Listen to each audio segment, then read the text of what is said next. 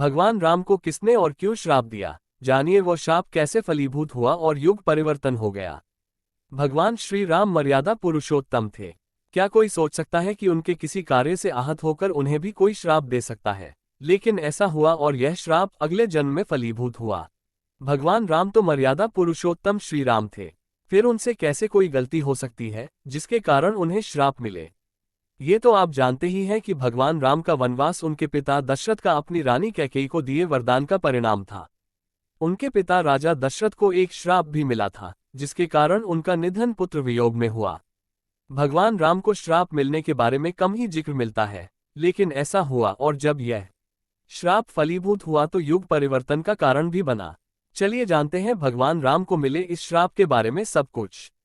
कब मिला भगवान राम को श्राप? भगवान राम को ये श्राप उनके वनवास के दौरान मिला।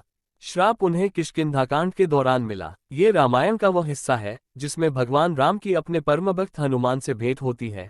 इसी दौरान उन्हें सुग्रीव मिलते हैं और उनके बड़े भाई बाली के अत्याचारों के बारे में जानकारी मिलती है। बात उस समय की है जब मर्यादा पुरुषोत्तम श्री राम ने छिपकर बाली पर तीर चलाया। मृत्युशैया पर बाली तड़प रहा था और भगवान राम से उस पर छिपकर वार करने का कारण पूछ रहा था। साथ ही बाली तर्क दे रहा था कि मर्यादा पुरुषोत्तम ने युद्ध की मर्यादा तोड़ी और उसे छल से मारा है। तब भगवान राम ने बाली से कहा था कि यह प्रदेश अयोध्या राज्य के अंतर्गत आता है और यहां अन्याय करने वाले को दंड देने का अधिकार राजा को है। उन्होंने स्वयं को अयोध्या के राजा भरत का भाई बताते हुए बाली पर इस तरह वार करने को सही बताया। बाली तो मान गया और मृत्यु को प्राप्त हुआ, लेकिन बाली की पत्नी तारा से ये दुख सहन नहीं हुआ। तारा ने भगवान श्रीराम को श्राप दिया कि एक दिन उनकी मृत्यु भी ऐसे ही होगी, जब कोई व्यक्ति छिपकर तीर चलाएगा और उस पीड़ा में उनकी मृत्यु हो जाएगी। मर्यादा पुरुषोत्तम ने श्राप को स्वीकार किया और कहा कि अगले जन्म में आपका श्राप फलीभूत होगा। अब बात त्रेतायुग से द्वापर में आती है।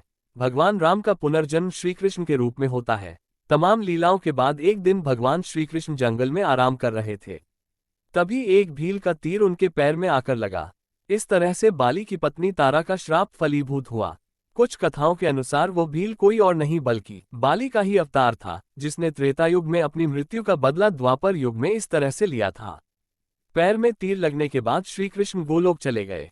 इस तरह से कई ग्रंथों में कहा गया है कि भगवान के लौटने के साथ ही कलयुग ने अपना प्रभाव बढ़ाना शुरू कर दिया और युग परिवर्तन हो गया।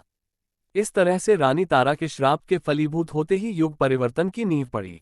बाली का ही अवतार था, जिसने त्रेतायुग में अपनी मृत्यु का बदला द्वापर युग में इस तरह से लिया था। पैर में तीर लगने के बाद श्री कृष्ण गोलोक चले गए। इस तरह से कई ग्रंथों में कहा गया है कि भगवान के लौटने के साथ ही कलयुग ने अपना प्रभाव बढ़ाना शुरू कर दिया और युग परिवर्तन हो गया। इस तरह से रानी तारा के श्राप के फलीभूत होते ही युग परिवर्तन की नींव पड़ी।